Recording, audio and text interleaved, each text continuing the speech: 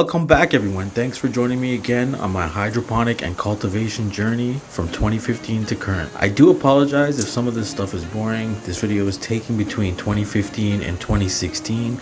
I'm just trying to upload this content in hopes that someone could gain something from what I was doing, or possibly I could gain some knowledge myself. So let's just take a quick look at what's going on in this greenhouse. Alright guys, keep in mind I tried to make this out of about 60 to 80% recyclable materials.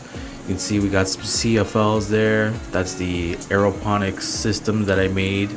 That's some Swiss chard. You got some lettuce coming up there, some peppers. And I believe I have another couple systems there with the deep water culture method and the crackty method. It's pretty basic, pretty straightforward. I just, wanted you guys to see it, see the progress. I do have a lot of other videos coming out, and right here we're just going to try to take a look. I wish I took better videos for you guys. I do apologize, but that's the aeroponic system that I made. So basically it's just a pump, some piping, and some little mini sprinklers that you can get at Home Depot or Lowe's. We've got the fan for circulation, we've got the humidifier going, the lights going, the intake exhaust. This is my first indoor hydroponically grown tomato, so I was so excited for this, you guys. I couldn't believe it. I just couldn't believe it. It was my first tomato, and it was pretty much grown with the crackty method, and then I upgraded to deep water culture, but that's about it. I never went any further than that.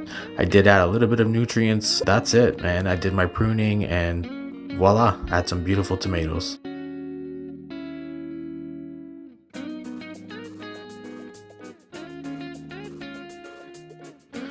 As you can see here, the growth rate of the Swiss chard is really good.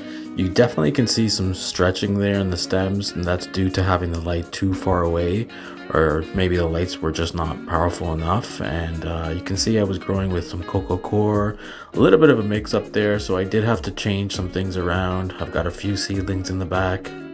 You can see here we have exceptional growth rate on the basil. The thing just kept growing, didn't want to stop growing. It was beautiful, the aroma was great, and it just kept growing. So I'm pretty shocked and surprised, and I'm definitely pleased at how fast, how healthy this basil grew. Actually, it's a lot better than outdoors in terms of you can control it. The aroma's better, the taste is better. There's no pesticides, there's no additives, there's no insects, there's no nothing. So I'm pretty happy about that. Right here we have some beautiful giant Caesar lettuce, so everything's going pretty well. Things could be a little bit better, so once again I did make some changes. Right here guys, you can see the two UFO LED lights that I used. You can see some of the spinach, the Swiss chard, some seedlings growing there. Pretty healthy, everything's growing great by this time. Here I just planted some radishes in soil, just plain old regular soil with some fertilizer. I did this on the side just because I said, you know what, I might as well.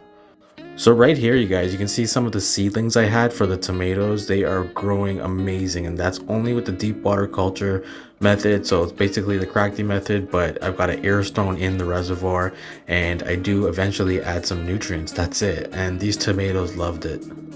Right here guys, the tomatoes are growing amazing, so I did have to put some tomato cages because I did expect them to grow even bigger, which they did, and you'll see in a future picture shortly.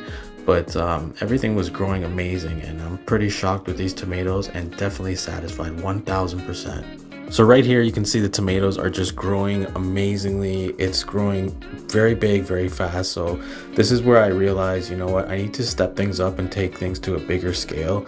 And this is when I started building the greenhouse in the backyard, and that's going to be for season 3. But as you can see, the tomatoes loved it. That's just by indoor lights, in an indoor greenhouse, and it was growing pretty good. So right here you guys can see the grow tent that I have in my kitchen when I was living at Markham. Once again, I want you guys to keep in mind that this was done as a project, as an experiment, to see if I was successful to even grow vegetables indoors, and clearly I was successful. So everything went well, everything's gone pretty smoothly to this point.